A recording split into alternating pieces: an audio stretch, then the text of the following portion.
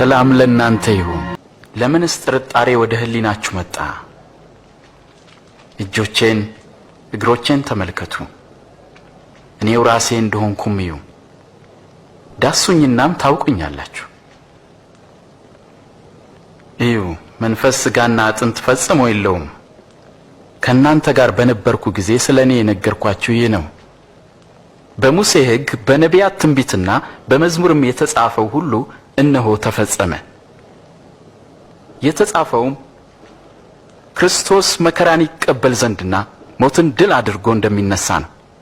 በእርሱ ስምም ንስሐና የኃጢአት ስርየት የወንጌል መልእክት ከኢየሩሳሌም ጀምሮ ለአሕዛብ ይሰበካል። አንድ ሰው የወይን አትክልት ተክሎ ነበር። ለገበሬዎችም አከራይቶ ለብዙ ዘመን ወደ ሌላ አገር ሄደ። የወይኑ ማፍሪያ ወቅት በደረሰ ጊዜ ከወይኑ አትክልትና ፍሬ እንዲሰጡት አንድ ሎሌ ወደ ገበሬዎቹ ላከ። ገበሬዎቹ ግን ደበደቡት፣ ባዶውንም ሰደዱት።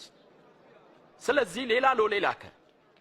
እነርሱም ያንን ሎሌ ደበደቡት፣ አዋርደውም ወደ ጌታው ላኩት። ጨምሮም ሶስተኛውን ላከ። እነርሱም ይህን ደግሞ ክፉኛ አቆሳሰሉት። ከዚያም የወይኑ ባለቤት ምን ላድርግ? አንድ ልጄን ብልክ ይሻላል፣ ምናልባት እሱን አይተው ያፍሩታል አለ።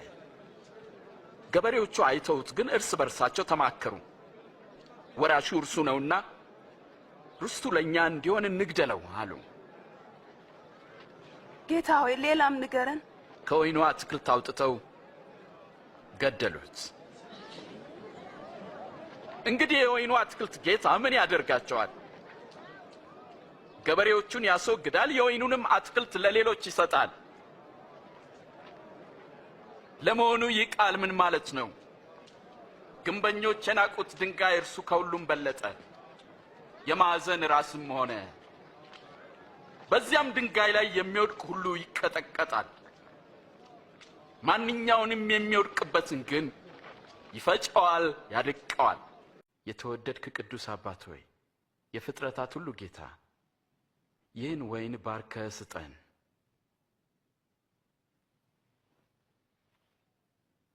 ይህን እንካችሁ በመካከላችሁ ተካፈሉት።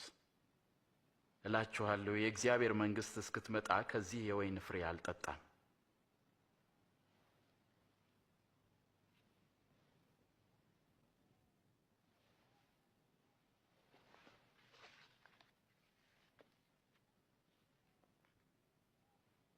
ቅዱስ የሆንከው የዓለም ንጉሥ፣ የፍጥረታት ሁሉ ጌታ፣ ይህንን ህብስት ባርከህ ስጠን።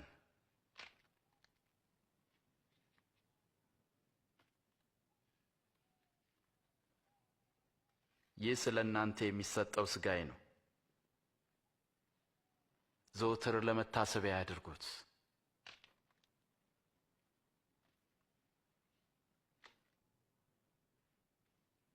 ይህ ጽዋ ስለ እናንተ ለሚፈሰው ደሜ የሚሆን አዲስ ኪዳን ነው።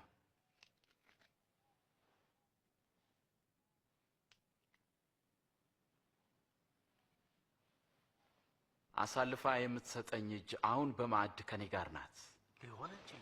የሰው ልጅ እንደተወሰነው አልፎ ይሰጣል። አሳልፎ ለሚሰጠው ለዚያ ሰው ግን ወዮ። ሊሆን አይችልም፣ ሊሆን አይችልም፣ ሊሆን አይችልም።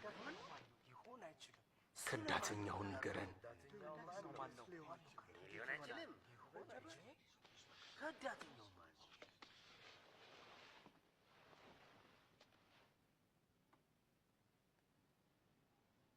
ከእናንተ ታላቅ እንደ ታናሽ ይሁን፣ አለቃም እንደ አገልጋይ ይሁን። በማዕድ ከተቀመጠውና ካስተናጋጁ ማንኛው ታላቅ ነው? የተቀመጠው አይደለምን? እኔ ግን በመካከላችሁ እንደሚያገለግለው ነኝ። እናንተም በፈተናዎቼ ከኔ ጋር ጸንታችሁ ኖራችሁ። አባቴ እኔን እንደሾመኝ እኔ ደግሞ በመንግስቴ በማዕዴ ትበሉና ትጠጡ ዘንድ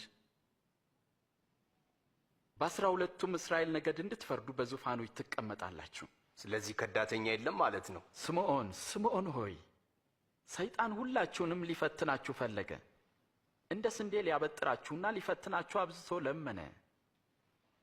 ግን እምነትህ እንዳይጠፋ ስላንተ ማለዱ። አንተም ወደ እኔ በተመለስ ጊዜ ወንድሞችን አጽና።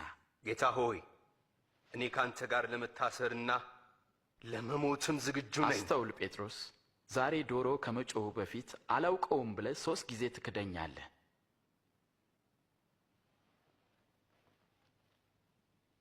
የማይገለጥና የተሰወረ ወደ ግልጥም የማይወጣ የሚደበቅና የተሸሸገ ምንም ነገር ሊኖር አይችልም።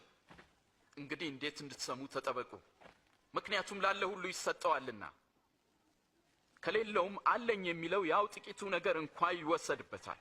መምህር፣ እናትና ወንድሞች ከውጭ ቆመው ሊያዩ ይፈልጋሉ። እናትና ወንድሞቼ እግዚአብሔርን ቃል የሚሰሙና የሚታዘዙም ናቸው።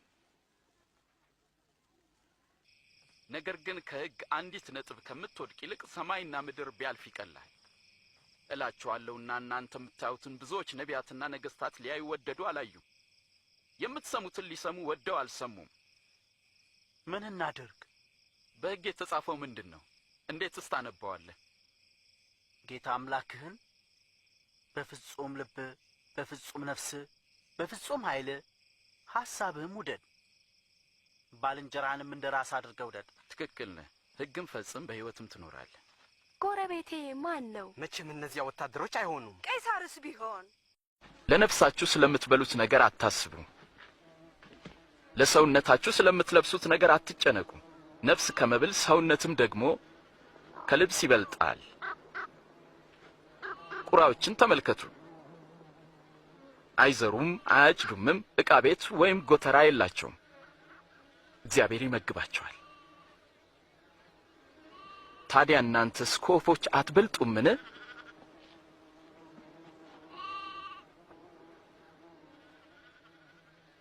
ማን ነው ከእናንተ ተጨንቆ ቁመቱ ላይ ክንድ የሚጨምር?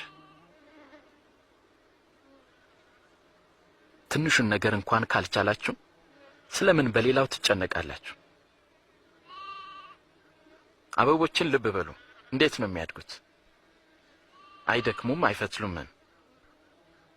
ሰለሞንስ እንኳን በክብሩ ከነዚህ ውስጥ እንደ አንዲቱ አልለበስም። እግዚአብሔር ግን ዛሬ ያለውን ነገ ደግሞ የሚደርቀውን የሜዳ ሳር እንዲህ ካለበሰ እናንተንማ ይልቁን እንዴት አያለብስም? እናንተ እምነት የጎደላችሁ። ጌታ ሆይ እምነትን ጨምርልን። የሰናፍጭ ቅንጣት የምታህል እምነት ቢኖራችሁ ይህንን የሾላ ዛፍ ተነቅለ ወደ ባህር ተተከል ብትሉት በሚገባ በታዘዘ ነበር።